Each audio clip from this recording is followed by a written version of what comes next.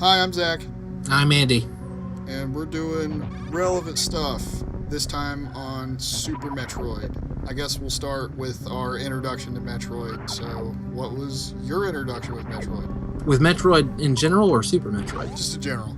Oh, I didn't really play it as a kid. Like I played all the Nintendo games I played belonged to friends or my cousin, and I don't recall any of them having Metroid or Super Metroid. So I didn't play Super Metroid until like 2010-ish. But I played the first Metroid, probably 2007 or 8 or so, and I really liked it. And then when I played Super Metroid, I loved it. It's better. Yeah, it is better. I guess my first exposure to Metroid was probably Smash Brothers. But then I discovered Super Metroid, played it, and I really enjoyed it. Apparently this game had kind of an interesting development cycle. Had a team of 15 people. Gunpei Yokoi, the guy that made the Game Boy and stuff, was like the general manager for the project. And it took like half a year to gain approval for making the game. And they had already been like 6 months into making it. It seems like the game would be obscenely difficult to make because they got to plan all this this backtracky puzzle stuff. It's like, well, we need to have something for the ice gun to do. Okay, well, it needs to do this. Okay, well, now we need like 16 different places to use it. And it seems like designing the map would have taken a lifetime. Yeah, the director and the writer of the game, Yoshio Sakamoto, said the reason that it took so long was that, in his words, they/Nintendo wanted to wait until a good action game was needed in their lineup. And I suppose they were just making this game in the background the whole time waiting. I guess that's prudent. Like, you don't want to just release a whole bunch of stuff and then have nothing to play on it like Nintendo has done in the not immediate recent history, but before. Yeah, like, I guess their launch lineup had Super Mario World and all that stuff, and then you had Mario Kart in between, and... When did this game come out? 94, right? 94, yeah. What'd you think of the intro for this game, and, all the cutscenes and stuff? The last Metroid is in captivity. Yeah. I liked it. The game really only has the one... Well, unless you want to count the end, the game has like 2 cutscenes, which I really like. And really, it just kind of recaps the other 2 games, which I think is wise, because I don't know if a whole lot of people played Metroid 2. I have it. I haven't really played it, and it's hard playing Super Metroid and going back to it. I kind of wish that someone would remake it with brand new graphics, and it would be super fun and stuff. Yeah, that'd be nice if there was a remake of Metroid 2 out there somewhere. But at least Nintendo themselves made a remake of the first one, so you can go and play that. Because sure. I tried playing the first game after Super, and yeah, it's kind of tough to play. Mm-hmm. Yeah, I think I can play the first game again one day, but I won't play it immediately. Like I got a good Metroid fix out of Super Metroid. I think what I'm gonna do next is I'll probably play Fusion. Yeah, I still need to play Fusion. I haven't beaten it yet. Mm-hmm. So far, I've only played Zero Mission and this, and a little bit of 2. I have never played the others. I've played Metroid kind of a lot, not tons. I've played Metroid 2 barely, and I've beat Super Metroid. I played it for at least 8 hours and 9 minutes, according to my completion screen. Speaking of cutscenes and stuff, it's kind of neat that this game relies on the show don't tell storytelling that a lot of older games had to resort to. And newer games should. Yeah, and well, some newer games try to do it, and sometimes they don't execute it well. Like they're trying too hard. Yeah. Like there was that Splinter Cell game where it was like run, and you'd see run on the wall or something, and they thought they were being like hip or whatever when they were doing that. Oh yeah, I forgot about that. It just looks stupid. I always think about Half-Life. They weren't the first ones to do it, but it's like the game is first person, and when stuff happens, you either pay attention or you don't. Like, you maintain control of Gordon Freeman, and if you want to look at the scientist and listen to what he's saying, cool. But if you want to run around the room and bash doors with your crowbar, then okay, whatever, man. The door's going to open in a second, wait for the scientist to shut up. Like, I like that. The new Doom game does that too. Like, stuff's going on, and you can watch it, or you can not, whatever. Yeah, the new Doom is great at that. And then in Half-Life, both those games really, you could, like, if you're not paying close enough attention, you could just miss something. Yeah, absolutely. I mean, the game is completable. It's just you won't get the story, and that's fine. That's what some people want to do, and developers acknowledge that. Well, with Super Metroid, you could argue that this is more of a refinement of the groundwork they laid before. Some of the previous games, you get like power-ups, and as you progress, you get more power-ups, and you can go back and backtrack and find things. I mean, they use a lot. It is a refinement, I guess. They use the same setting, most of the same power-ups, a couple of the same bosses. I think some things are new. Like, I don't remember, but I don't think in the original Metroid you had grapple beam or screw attack. There is new stuff. It's just you're on like the same planet and stuff like that. Yeah, which is kind of weird. I don't really understand how she ended up back at the same planet. You figure they'd go somewhere else or something. I always thought it was interesting that Super Metroid does that, and then there is another game that is often directly associated with this game for the Super Nintendo that does that, just remakes the Nintendo equivalent of it. Huh. Castlevania 4? Oh, yeah, sure. Yeah, it's just a remake of the first one. It's kind of the same thing, same setting. They just do some stuff different. It's got a lot of the same bosses in it. It's a remake. Super Metroid is a sequel, but and they're both associated with each other, just, Yeah, I was going to say Castlevania 4 is pretty much blatantly a remake. I always felt this game, like the design of the gameplay is like very calculated and methodical. You kind of like spend a lot of time maybe avoiding enemies at first when you get in a new area because they're so strong. Eventually you find stuff like that X-ray scope, and then you just start scanning every room ever to see if you can find like hidden passages and all that. Did you, when you played this game, either before or this time, how much of a walkthrough did you use? Before, the first time I played it, I didn't use the walkthrough at all, and I got to the first boss, the weird plant monster. I can't remember the name of it. Yeah. And that's about where I stopped. But this time, I think I used a guide. We'll say 20% of the time. How about you? How much did you use a guide? I did get stuck a few times, and I had to... Oh, man, I wish I could remember now. When did I get stuck? I knew I'd missed the X-ray scope. Like, I just went... I was in the wrecked ship, I think, and I was like, oh, I'm supposed to have the X-ray scope. I think you told me. And so I looked up where it is and basically went straight to it and did that. I had some trouble beating... Was it the monster that picks you up and flies around? What, Ridley? No. There's another one before or after him, actually. Oh, the water one? No, it's like before you go to fight Mother Brain. The Chozo statue? No. And this game has a lot of bosses. It does. And the thing is, I don't remember the names of any of them except Ridley and Mother Brain. Kraid, Chozo statue. No, Kraid's a fat guy, and it's not the Chozo statue. I did have some trouble with Kraid. Like, I knew I didn't need the walkthrough for it. I knew what to do. It was just difficult to do, I think. There's a neat trick to kill this boss. I have the footage for it, so I'll just show it in the video. But I read about this in a guide, and I have no idea how anybody figured this out. But there's like these turrets in the room when you're fighting him, and you can like break them. And you can see like the turrets, the electrical systems like shorting out. This is the aquatic boss. Maybe it is. Yeah, because I beat him the same way. Oh, okay, yeah. You shoot your grapple beam at the... I did it like by accident because he picks you up, and I just kind of started hitting buttons, and then it happened, and then I was like, oh, okay, cool, because I thought it was gonna kill me too, and it about did. I thought that was like the coolest way to kill a boss. Like you can just straight up fight it or just destroy it like that. Yeah, that was super cool. I guess you can't really talk enough about how great the graphics and atmosphere are in this game. Oh yeah, and the music for setting that atmosphere. Yeah, the music and sound especially, like, I don't know what it is, but like when I first played this, it like the quality of it really surprised me. Like, it doesn't sound like it's music from a cartridge game almost. Yeah. It sounds almost like something on PlayStation, like early PlayStation. It's I was thinking about it, and there's always, if you could improve something, what would you improve?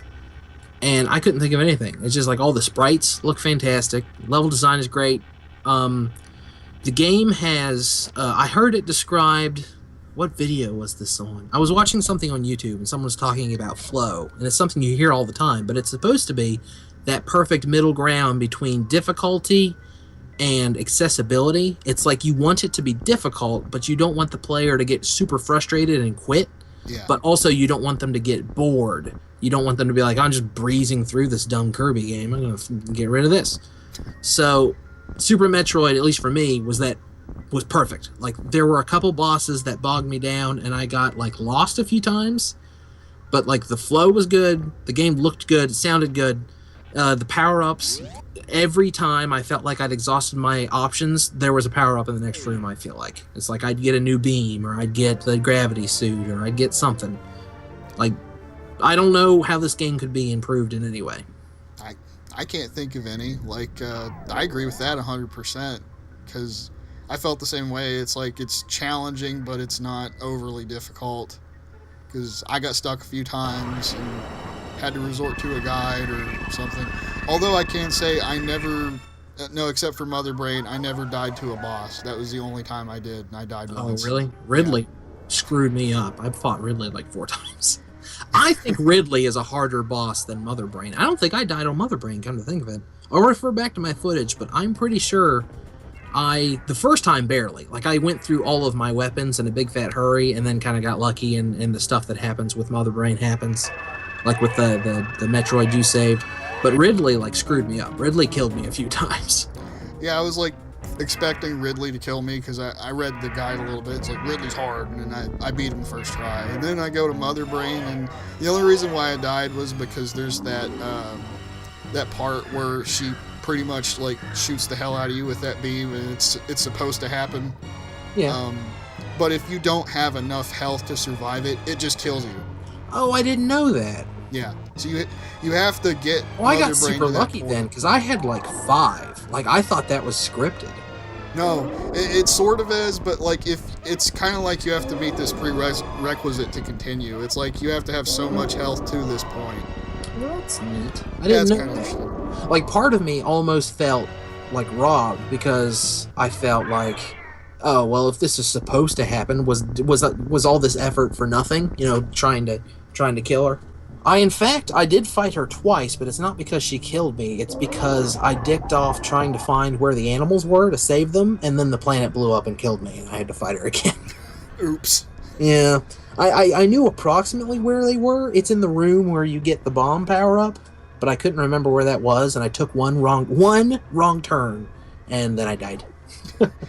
Yeah, I was stressing out thinking that I was going to die in the escape attempt, and actually I made it. I made pretty good time too. I think it's worth noting that this game, I know there's Metroid 1 and 2, but I feel like Super Metroid is responsible for this, but it basically created a subgenre of games. Of what? What kind of games? Action, like, adventure-y, explory. Yeah, and whatever elements they can, like, ramrod into it. How Castlevania became Metroidvania. And Yeah. it's got more PlayStation era. Yeah, and it's got more of an RPG bent to it. And then there's, like, the Batman Arkham games are, like, the same way. Oh yeah, they are. They do that whole, like, you explore, you fight guys, you... Well, it created Metroidvanias, I guess. Metroid created Metroidvanias, but... The question is, does Castlevania do it better? I don't know. Maybe. Maybe. I don't know. Samus can shoot, and Alucard can't, so I don't know. They're just different enough that I'm gonna let that go. Alucard doesn't have to shoot. He can fire off fucking magic. All right, calm down. He's a sorcerer. Oh, a vampire sorcerer. This isn't one of those who would win in a fight YouTube videos. Death battle, Samus versus Alucard. What do you think? Do you think this game, Super Metroid, is the peak of the whole series? Yeah, pretty much. Yeah, I agree with that. Boy, Like, that was boring. I don't know what argument there could be to that. Like, I know that some people really like the Prime games, but I don't even think they're near as iconic. Like, just based on how popular, like, how large the game looms in gaming consciousness, there's no other Metroid game like Super Metroid. Yeah, I would agree with that 100%. The only other game I think people throw up besides Prime is Zero Mission, usually. which is another remake of the same situation, I guess. It's just a remake of the first game. It's just done better. Yeah. I guess one thing that's kind of interesting about Metroid as a series is kind of like Nintendo and how they tend to look at it and handle it. Apparently in Japan, Nintendo is not a very successful property for them at all. They don't even like to handle it, it seems like. They keep pushing it on Team Ninja and whoever else did the Prime games. And who did the Prime games? I think they're called retro games. Oh, was it them? Yeah. They also make the Donkey Kong games. Yeah, I know those. I didn't know they made Metroid Primes too. Yeah, they're based in Texas. You can't get more American than that. And then Team Ninja did Other M, right? Yeah, the creator guy, Yoshio Sakamoto, he still wrote and kind of oversaw production of the game. He wrote the scenarios, according to Wikipedia, was the word they used. He also wrote and directed Tellero Boxer on the Virtual Boy. That has nothing to do with anything except being interesting. It's the game he did immediately after Super Metroid. Talk about a downgrade. Yeah. I don't know, purportedly it's one of the few decent games on the system. Like, everyone's always like, if you have Virtual Boy, it's that and the Wario game for it. Yeah, that I remember hearing that was one of the only games that were any good or interesting. It's basically just first-person Punch-Out, right? Yeah, more or less. Pretty much. With robots. Yeah. So, I mean, even with a piece of garbage system, he managed to make a good game. So, what's that say about his skill level? Hats off to him. What do you think the future holds for Metroid? Personally, I'm thinking it's not looking very good right now. I mean, they made that Federation Force on the 3DS, and everyone was, decrying it. Oh, it's not a Metroid game, and I'm angry, and I want Samus, and blah de blah de blah. I read kind of middle of the road stuff on it, so I think Nintendo is going to foolishly interpret that as, oh, people don't want Metroid right now. And I don't think the future of Metroid is going to roll back into focus until after the NX has been out for a while and they've already made a Mario, a Smash, a Kart, some other, of Zelda, of course. Like, they're going to do the other franchises, and then they'll get desperate, and they'll be like, oh, maybe Metroid. Oh, did we have a racing game called F-Zero at some point? Maybe that. That kind of thing. I think it's like way on the back burner at this point, and they're constantly stirring Mario right now. Well, that kind of goes back to, how Nintendo handles the property, where, like, it doesn't ever sell that well in Japan, so they don't take it that seriously. Yep. And usually they'll just look at the general feedback and be like, oh, well, I guess nobody wants this, like what happened with Other M. Yeah, I guess to a lesser extent, the same thing kind of happened with Metroid Prime Hunters. It came out toward the beginning of the DS, and then it was just, it was received kind of like, oh, okay, this game's fun, and then they were scared away from it for all that time. You got any other thoughts to share, or closing thoughts? I don't know. I wanted to get across that he had worked on Tellero Boxer. That provides me with just endless smirks. That's hilarious to me. Oh, he worked on a lot of the other Metroid games and on a bunch of Wario games. That's all interesting. I think the pacing was weird in the game in that it was pretty much perfect, except, I don't know, I guess not in your opinion, but in my opinion, the difficulty peaked with Ridley, and after that, like, getting to Mother Brain and beating her and getting off the planet, to me, was easier. Yeah, the slog up to Ridley. The part before you get to Ridley is a little sketchy. Yeah, like, you have to fight those two, like, invincible ninja aliens. Yes. They hurl blades at you, and you, like, use super missiles on them, and they just deflect them. They're like, nah, dude, that ain't gonna work.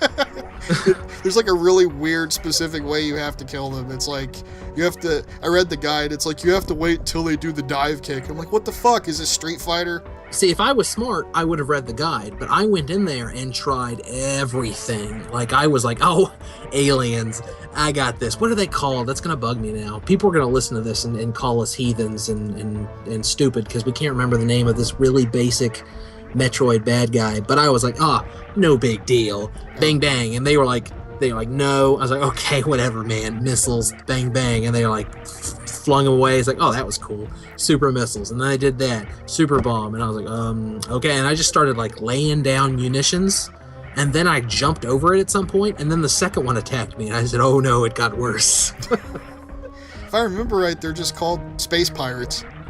Yeah, That's seriously what they're called. I thought they had names. Zebians? Zebies? That is the name of something. I assume there's a race, and maybe it's those guys. Yeah, man, how embarrassing. We should really know this. I guess we should, but in our defense, Metroid lore isn't something that Nintendo really tries to get across a lot. It's not. You don't really hear the names of stuff a whole lot when you play those games or anything. You know what? I looked it up as silently as I could. Silver Space Pirate. That's what those are called. See, I knew it. The guy in the guide, he just called them Space Pirate Ninjas. Oh, okay. Well, that's just a combination of everything great. We must have used different guides. I only referred to the guides a very few times. I was mostly using maps. All I have left to say about this one is this is probably my favorite Super Nintendo game behind Donkey Kong Country 2 so far. I still have a lot of Nintendo games to catch up on and play. Yeah, I got a bunch to play too. It's in the top 5, 3, or 4. 10. It's definitely in the top 10. It's absolutely in the top 10 for me. I'd say it's safely in the top 5, but I'm drawing a blank on like everything I've played, and it's like Final Fantasy, Mario, blah Wizard blah of blah blah. What's that? Wizard of Oz. I've never played that, but I'm sure it's brilliant. I'm sure it is too. Michael Jordan and Chaos in the Windy City. Yes, of course that. Coming soon on relevant stuff. Yeah, that's the next game we're gonna do is Michael Jordan's Chaos in the Windy City. And I don't know, you got any stuff you're working on coming up or whatever? I have like 4 half-started projects, so I don't know what to tease specifically, but the smart money would be on something Wario related, who, fun fact, is the best character Nintendo has ever created. I'll agree with that. Yeah. Okay, well, I got that by a lot easier than I thought I was going to get it by. I enjoy Wario quite a bit, much more than his good guy counterpart. As for me, I've got a Diablo review coming, and I might be putting out a horror game video, and I'm going to start working on some Street Fighter stuff that's coming up. Sounds like you have a bunch of half projects going on too. They're not, well, one is like 60%, but everything else is like in the planning phase. Gotcha. Yeah. So with that, I guess we're signing off. Yep.